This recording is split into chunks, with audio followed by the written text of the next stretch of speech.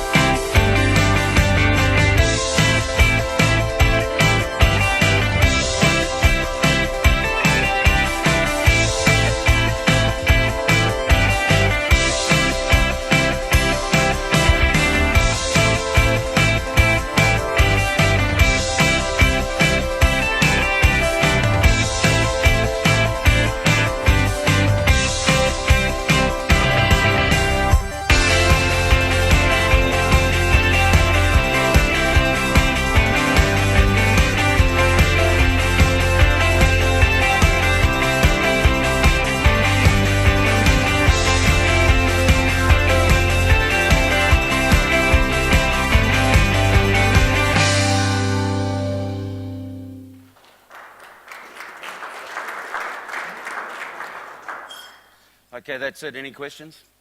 Is that quick enough? What I just wanted to explain a little bit about how we started Cactus Imaging, and as I said, two guys, one 54, one 38. By the way, I was the 38-year-old.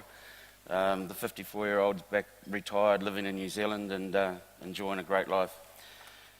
We started in New Zealand in 1992 with one electrostatic printer. My business partner, Warwick Spicer, went on a show to America and saw an electrostatic printer came back to New Zealand and said to me he's seen this wonderful machine, it can change the way that printing is done. And of course I was very interested and didn't want a bar of it, but he was very convincing, and we ended up leaving New Zealand newspapers. As I say, Warwick was the chief executive, 54 years old, had the world at his feet. I was dead broke, and trying to resurrect or trying to create a career and a life. So we ended up buying this electrostatic printer, put it into New Zealand, and we quickly realised that the market was so used to long-run printing, we had to really go out and educate everybody. You go to the advertising agencies and tell them that, you know, we can give you a one-off print, a one-off billboard. They didn't quite believe it, and we spent probably the first 6 or 7 months trying to educate the production manager of the advertising agency this could actually be done. After 6 or 7 months and the business was going along pretty good, we hadn't actually turned a profit in any 1 month at that particular time, but we quickly realised that the New Zealand market wasn't going to be large enough for what our ambition was. So we talked about it for a few months, and then we decided that we probably should move to Australia, set up a sales arm there and just see how we go, because the next year was going to determine whether this was going to be a success or a failure. We set up the sales arm in 1993, and very quickly we ended up selling more in Australia to print in New Zealand than what we were selling in New Zealand to print in New Zealand. And Warwick, after 12 months, moved back to New Zealand and just to stabilise what was happening there. I stayed on in Australia and said, well, you know, let's give it 2 years and we'll see how it all goes. And if Neil's here, I think one of the things that we discovered very quickly through market intelligence, which was it's a great thing and it's very, very true, is that we saw an opportunity for the grand format printing. Even though we're into more small format through an electrostatic printer, there was one printer in Australia called Metro Media Technologies and had 95% market share printing big billboards. And in that particular time, there became a transition from paper billboards, which is still prevalent in Europe, but non-existent anymore in Australia, into vinyl. And we saw this opportunity, and Warwick ended up going to the United States to go and visit ViewTech, and we ended up purchasing a ViewTech, I think it was a 1600 spray jet printer, and put it into Australia. That was in 1996. After 3 or 4 months, we had that much work that we ended up purchasing a second one. And we're an alternative to the Metro Media Technologies. The rates were incredibly high, well in excess of $180 a square metre, which we'd all have to get today. And the opportunity was there. So after that, we sort of decided that this is pretty serious. And being the ViewTechs are all solvent printers, we'd ended up with a staff by this time of about 10, I think it was. And very quickly then sort of found out, and through visiting trade shows like the FESPAs and SGIAs and so forth, that there was an opportunity to get out of the solvent market and to get into UV. Obviously the speed to market, the printers going from about 12 to 14 square metres an hour up to 100 square metres an hour, getting rid of solvents, a lot better for staff and so forth. And we ended up buying one of the world's first newer, at that stage, wide boards. And we very quickly then moved on to the newer blue boards, and ended up with, I think it was 3 of them, and just grew on from there. So it's just, as I say, it's a huge story. One of the things we sort of concentrate on is our people. You know, it's all very well, you know, you can run a business, but you're only as good as your staff. And we have a huge priority on training. Every Monday morning, our staff go through professional sales training. It's a commitment that we made many, many years ago. We take 2 hours out of their day, and we concentrate on skill development, the sales processes, industry knowledge.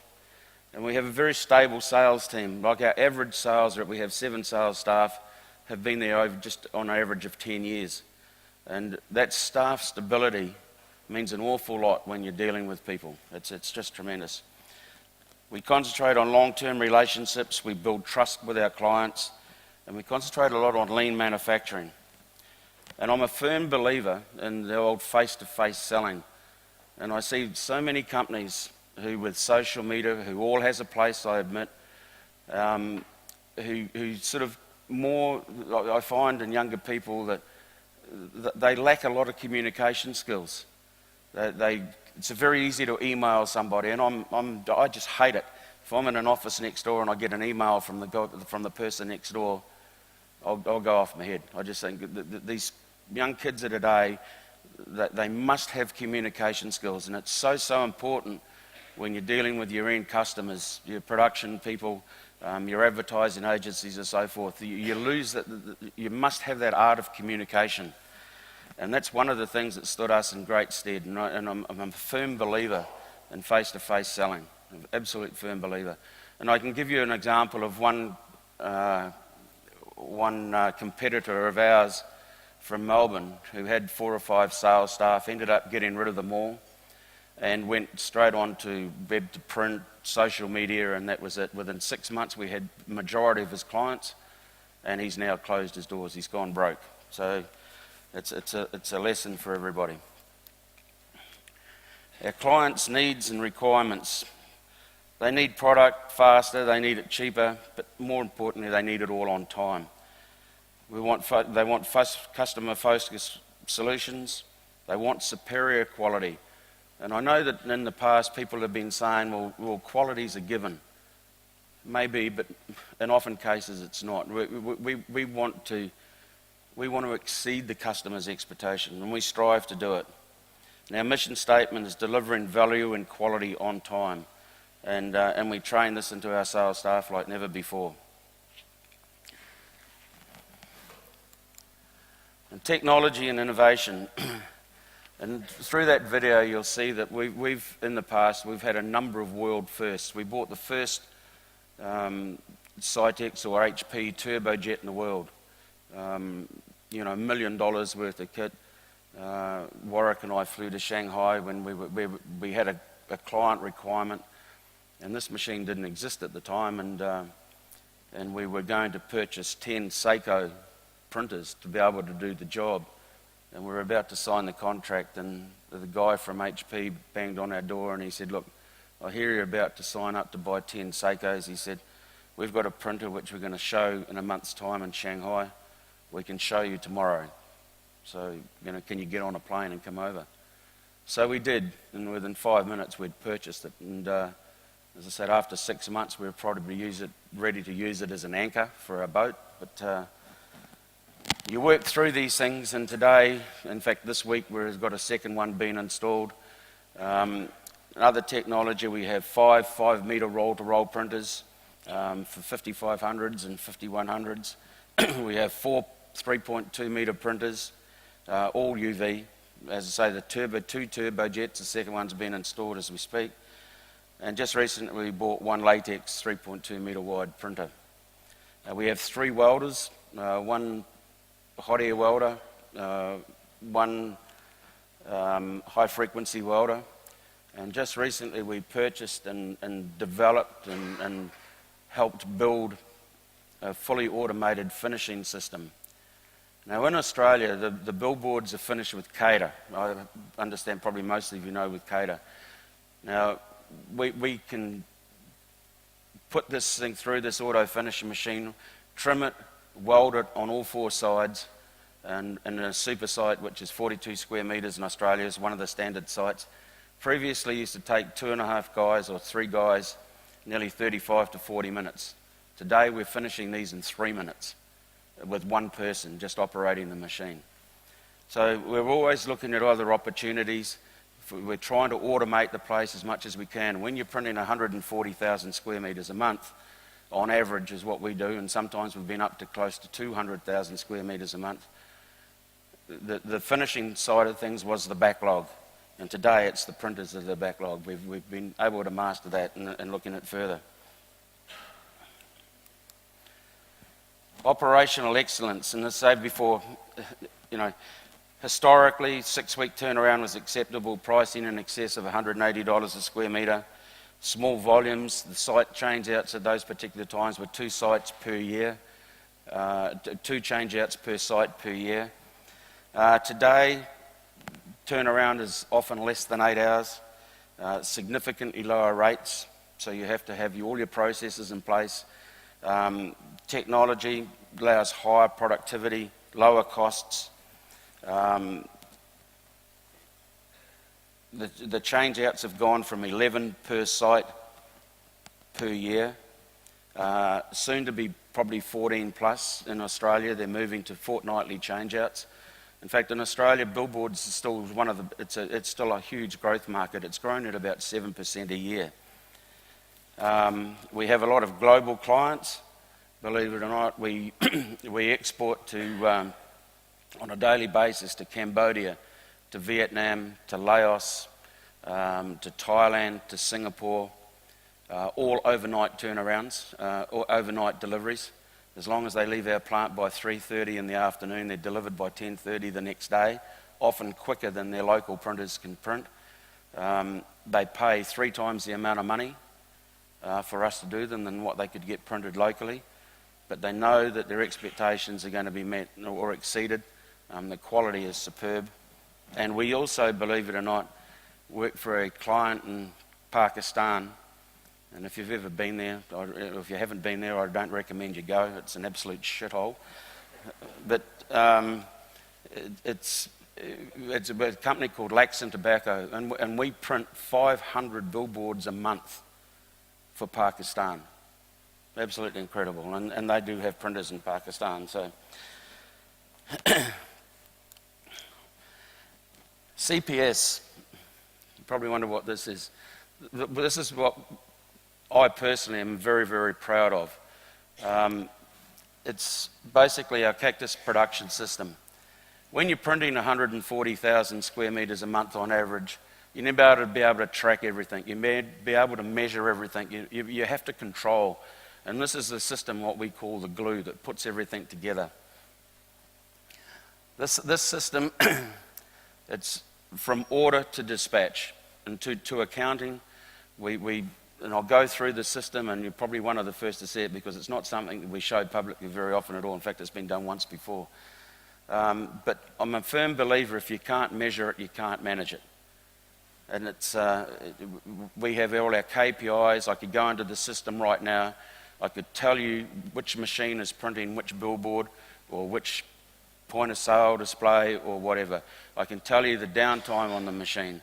I can tell you who's printing the machine. In fact, I could put it on here and actually watch a job being printed.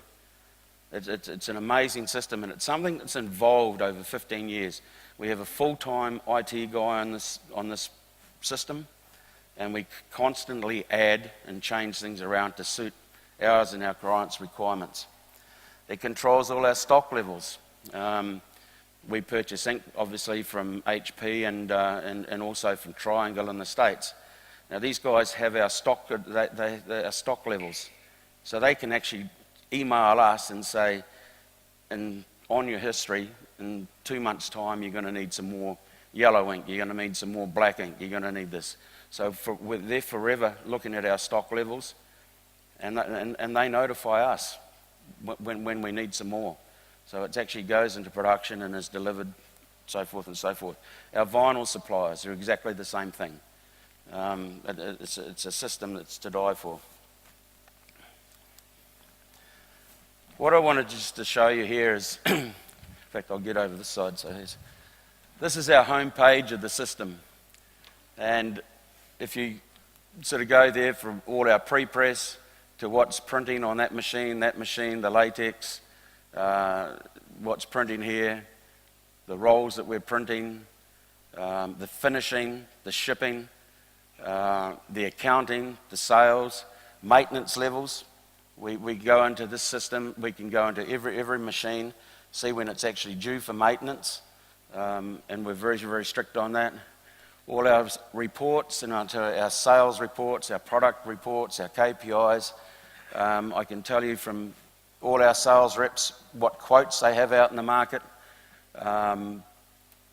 our pipeline reports, print schedules, our finishing schedules and priority,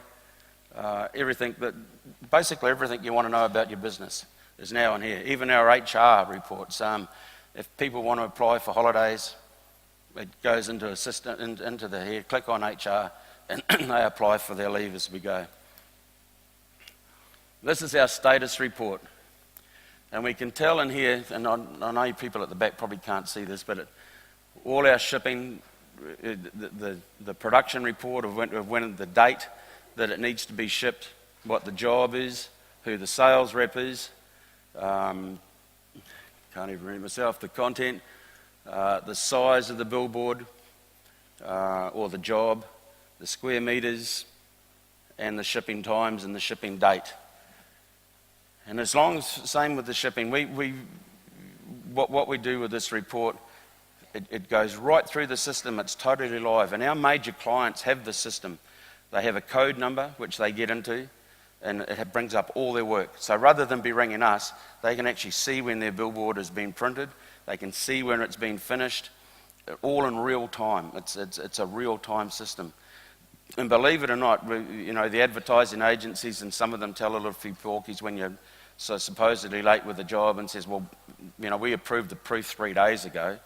We go into the system and it's clicked off immediately that the proof is approved at exactly the same time. And we've gone back into agency and says, look, this proof was approved at 20 past 5 and 42 seconds. And boy, let me tell you, it shuts them up pretty damn quick, and we don't have any of these issues anymore. With the job, we sort of raise the job sheet, and we can tell from here the job is the date that it's entered, what the size of the poster is or billboard, the quantities, what the creative is, the cost. And what we started to realise is that as we grew and got bigger, for a sales rep to start filling out all this information, we found that it was taking half their day. So what we went to the outdoor companies, and our biggest client has 26,000 sites. Our next biggest, I think, has about 21,000. So we ended up getting all their site numbers, and we painstakingly entered every one of these sites into the system. So it all had a site number.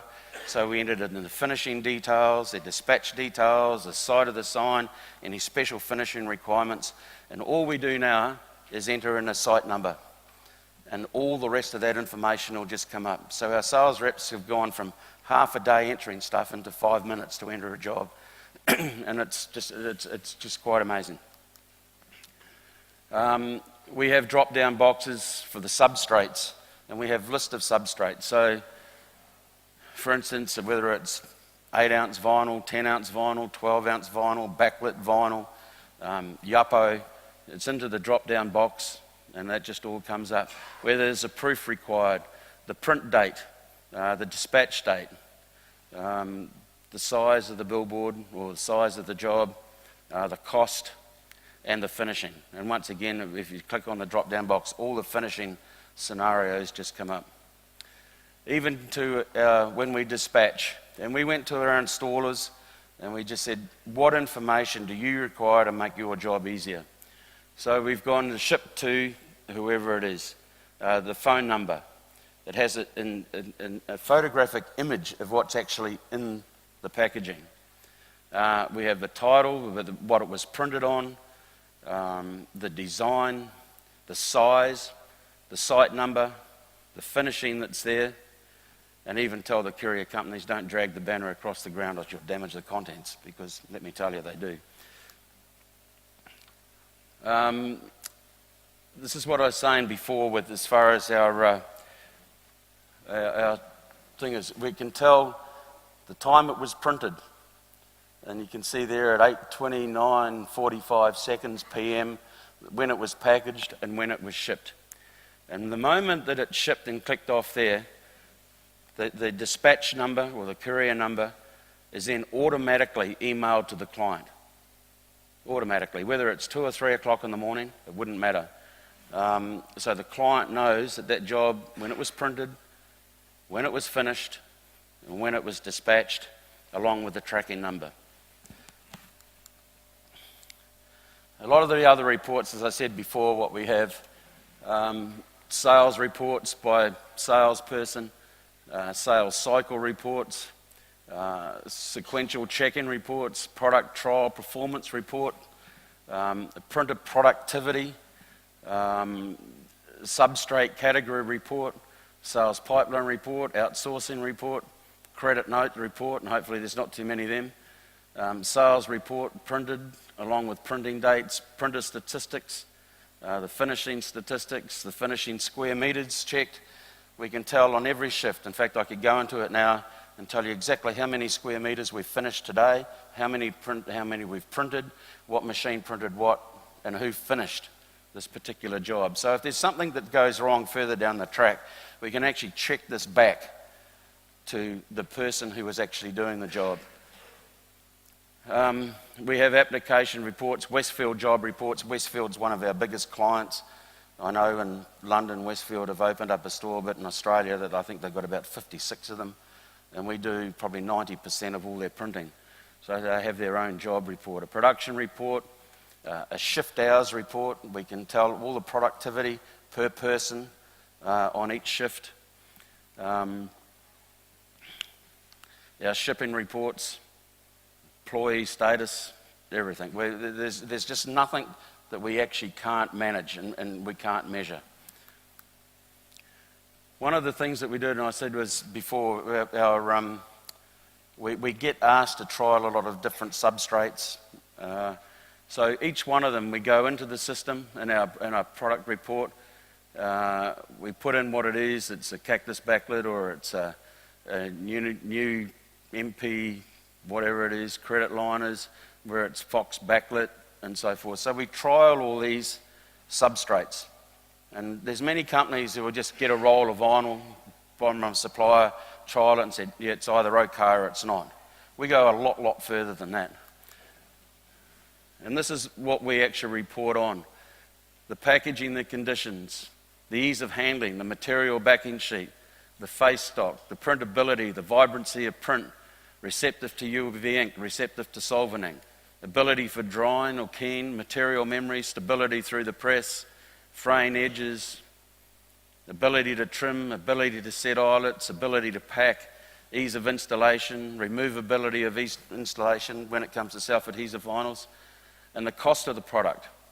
And each one of these here, we sort of, whether it either meets the requirements, it's non-applicable, or it doesn't meet the requirements whatsoever.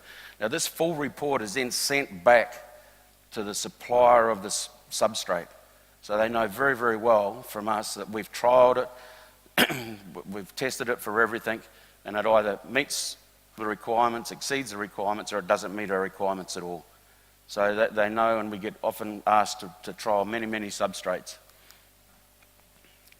The product trial report, so I could go in and say, well, okay, we tested Fox backlit, such and such, what machine it was actually printed on, show report by the supplier, show report by the product name, enter the keyword, show all the trials reports. So we can just click on any substrate that we really wanted to. So back to the front page, and as you see, you can see everything there that we've gone through before. And another short video just to finish up.